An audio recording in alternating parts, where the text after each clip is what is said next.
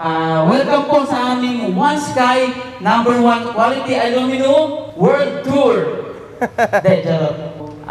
Welcome po sa ating One Sky #1 Quality Aluminum free seminar.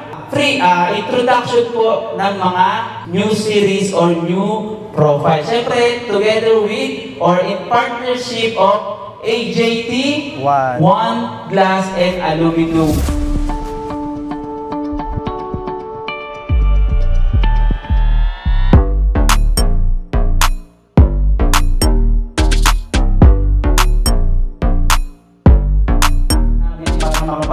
Seminar para maiparating itong mga bagong product para ma-share namin, no?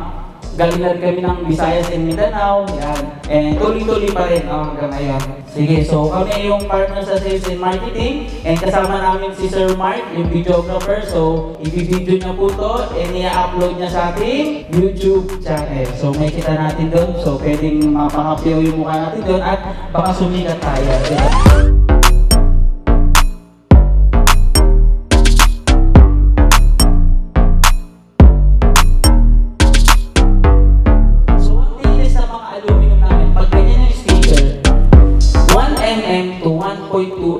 Yung thickness namin. So, syempre, pag 1mm, 1.2 mm, so for example, ganito yung kilo niya. Ibig sabihin, yung price niya ganito. Kasi ganito yung bigat niya, di ba? Okay? Para sa mga hindi na nakakalam, One Sky sticker yung sa brand namin. Next naman is top standard. So, ito yung pinaka, talaga, in-demand na sticker namin, top standard. Kagaya sa amin, meron kami 3 brand. Para meron din pagpipilian yung client. So may mga ibang series din tayo para pagpipilian yung client. So, client A, siyempre ito yung mga class A na customer natin. Sino si client A? Ito yung mga customer na may budget, na maraming pera, kilala niyo naman sino mayayaman na yan, na naghahanap ng mga high-end profile. No? So, siyempre, meron si One Sky na may offer na ganyan. Premium series. Yes, premium series na po yan. Kaya sa mga nakarating dito, yung mga malalaman nyo na meron parang ganito, so pwede tayo makukuha ng ganyang customer. So parang 1 in a million lang din, na one shot, big shot talaga, no? May makuha tayo din ng project, malaki yung margin natin dito. Makukontrol natin yung margin kasi wala ka naman masyadong kalaban dito eh. Di ba? So class A yan. Ngayon, si customer B, ito naman yung mga customer na gusto ng magandang profile, pero yung budget nila, medyo humihigpit. So pag nalaman nila yung presyo, ay, gusto ko to. Tapos nalaman yung presyo, ay, ang mahal. No, so, Naghanap sila ng alternative. Ganun nangyayari. Ayun si customer B. Kasi yung budget pala na, hindi pasok dun sa gusto niyang profile. Okay? Papasok na si client C. So dito na yung mga talagang basic na profile na lang, na kaya sa budget nila. Na gusto nila na, sige, okay lang sa akin itong 900. Sige, okay lang sa akin itong 798. No, kasi yung budget ko ganito lang, gusto ko lang naman magkaroon ng bintana. Yan. So, ganyan. So, dapat alam naman natin yan, no? So, una pa lang, alamin na natin kung ano ba itong customer natin na to. Ano ba yung hinahanap niya? No? At least, alam natin na may iba pa pala tayong profile na pwedeng i-offer sa kanila.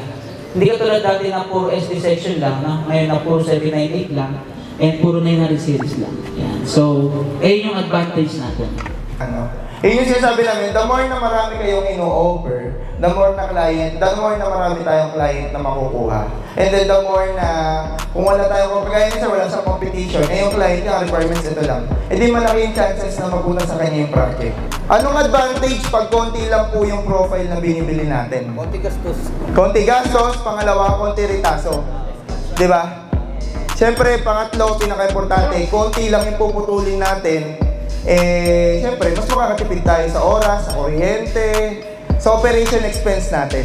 Yun yung dahilan bakit ginawa namin itong dalawang profile na to. Itong nasa harap is 75 series single swing door. Hindi ko single swing door. Una-una, matitipid nyo ang workmanship. Kung dati sa traditional na pinto, gatanghali yung isa dito, baka pag naka-punch na lang yan, siguro 5, 6, times 5, times 6 yung production na magagawa natin. Pangatlo yung design. Maganda po lahat yung design ng natin ng pinto. Pangapat yung durability. Since konti lang yung tinutornilyo natin, konti lang yung mga nire-rivets natin, konti lang po yung chance na lumuwag.